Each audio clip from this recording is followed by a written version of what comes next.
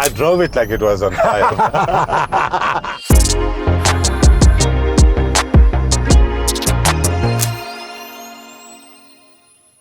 Sanmunani Dumelang, how's it guys? Welcome to technically the first episode of In the Driver's Seat. It's a Digi Cars Group campaign or an initiative where we get to know the masterminds behind the brand and get to meet some of the sales personnel and even the GMs, which is the big guy I'm rolling with here right now. His name is Adrian Pillay. Correct. The GM of JAECOO OMODA in Melrose Arch. How you doing, brother? I'm good, and you, Jacob? I'm good. Thanks for asking. I'm so glad you said my name. My name is, of course, Jacob Mashoka. We're going to be doing this concept just to give you guys a little more insight on what goes on behind the scenes. Now, Adrian, tell me a little about yourself. How did you get into motoring? Are you a car guy? What was your first car? Let's start with that. So my first car, I'm not going to lie, it was a Uno 1.1. Uno 1.1. It wasn't even the turbo. Okay. Did it have fire on the side? No, it didn't have the fire on the side. Well, I drove it like it was on fire. but I actually financed that car. Wow. I was paying 700 Rand a month. I was working at the municipality at the time in Secunda, of all places. Wow, okay. Then I moved over to what most young Indian guys want, which is a Golf 1. I knew it. I knew it. A Golf 1 with drop suspension and obviously my seat at the back. Okay. But yeah, it's. I think getting into the motor industry happened by coincidence. I started off in a call center. Okay.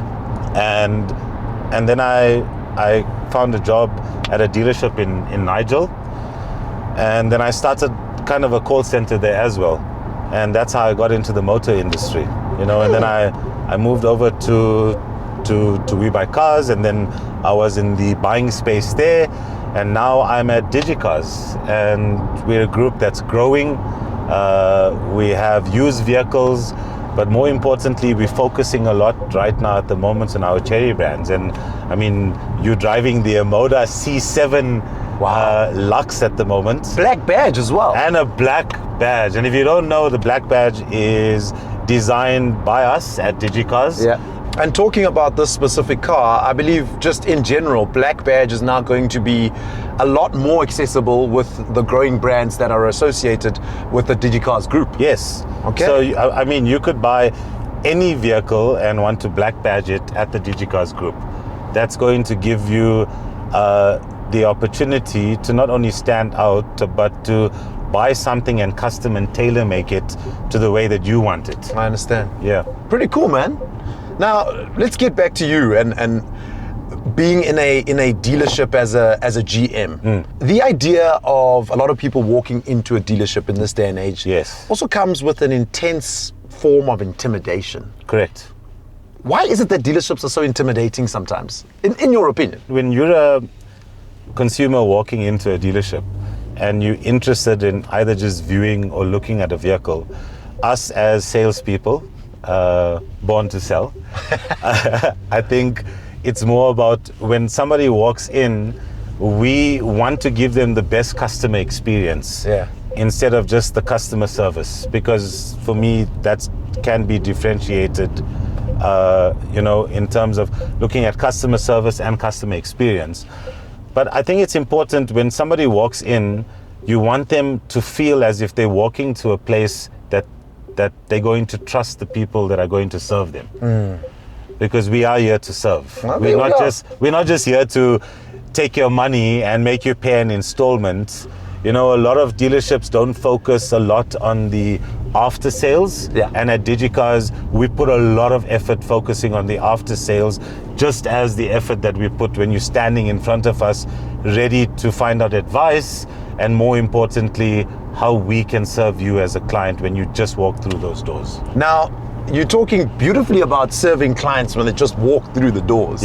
But there's people who say some of the experiences for them walking into a dealership, the sales personnel are a bit pushy. In your opinion, do you think sales personnel are a bit pushy? To be honest, yes. I mean, at the end of the day, we are salespeople, right? We get paid based on commission, but more importantly, I try and communicate to my sales guys, and we're trying to communicate across the board, is that it's not just about making it seem as if the client in front of you is intimidating. That client is making a long-term commitment in a financial decision. I see. And we have to empathize and put ourselves in their situation as well. Some clients look at downgrading because of the economy right now. And we have to empathize with that. But at the same time, we can't always give a client what they want, because it's based on the banks. It's based on the approval, and it's based as you as a client in terms of how you manage your financials. All we want to do is either downgrade you or upgrade you based on what you need as an individual. Okay, so the interest rate is determined by the bank. It's not the sales personnel Not at all. said dealership. Not at all. Okay. And okay. it's us that will fight for a better interest rate for you, but we can only squeeze the bank for what they see on their side compared to your profile. Yeah, only so much. You can Correct. only do so much. We can only do so much. Okay. We can only do so much. That's And we wish we interesting. could do more, because then it gives us an opportunity for consumers out there to understand that the Digi Cars brand is not just about selling cars. It's about building a relationship with those people that walk through our doors. Long-standing relationships. 100%, so that you can send your sister, your cousin, and whoever else that's close to you to know that you're referring them to a dealership that's trusted and will do anything possible to help you and serve you before and after the sale, and during it as well. Before, after, during. Correct. Long-term relationships are very important. That's where it starts, right? And how do you do that? How do you keep clients always coming back? So with my sales guys personally, we try and make sure that from the first time we give the client a call, if they do an internet inquiry or if they walk through the doors, we want them to feel the same. Because these days convenience is loading an internet lead, knowing that somebody is going to call you back, and we try and do it within a certain time period, because there's lots of competitors out there. So in a nutshell, no one should feel intimidated when they're thinking about their new purchase. Not at all. I mean, it's when you walk into any store, for that matter, whether you're buying a vehicle or whether you're going to buy a new fridge or whatever the case is, you want to know that you're getting the best deal. And these days, even me as a consumer, I will shop around until I know I'm getting the best deal. But the reality is that sometimes it's not always about price.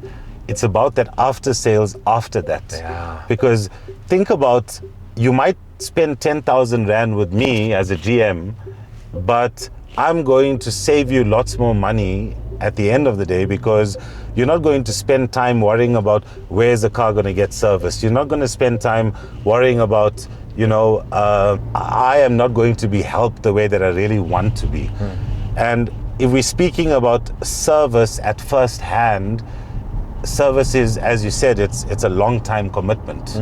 That's what it is. It's long term.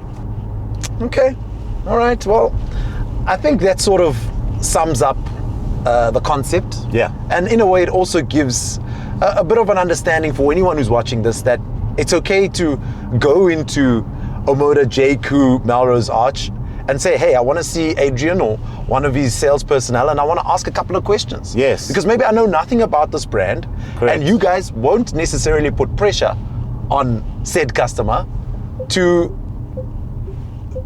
buy a car until they know enough about the car. 100%. And the thing is, Jacob, I think you have to do your homework as a buyer when you're buying anything. And the reality is that buying a car is not going and buying a sneaker. Yeah. You know what you want when you're buying a sneaker. Yeah. But when you're buying a car, you want to make sure that you're making the right decision. Oh, I think we'll leave it right there, guys. Adrian Pillay. Correct. AAP. AAP. the GM of JAECOO OMODA Santon. I want to thank you for your time, brother. Thank you, Jacob. Appreciate it. Thank you for the insight. And guys, if you're watching this and you're thinking about your next purchase, make sure you check out the Digi Cars Group platforms.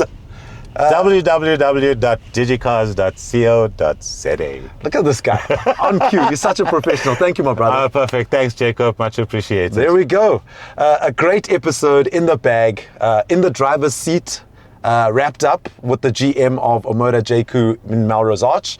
Remember to stay tuned. There'll be a lot more of these. We'll be chatting to everyone from the guys in the cadet programs, the guys who are now getting into selling cars for the very first time, the people who have studied marketing degrees, have moved from big marketing machines to join the group, and even the big boss at the Digi Cars Group, the founder. We need to get him out of his seat, though. We need to give him a push, but soon he will be in the driver's seat with us, and we'll be breaking it down, asking him how he built this amazing concept called the Digi Cars Group, which is still growing in leaps and bounds. My name is Jacob Moshoka. Thank you so much for watching. Make sure you follow the Digi Cars Group on the social media to see the next drop. Okay, bye. Say bye now. Bye. Bye.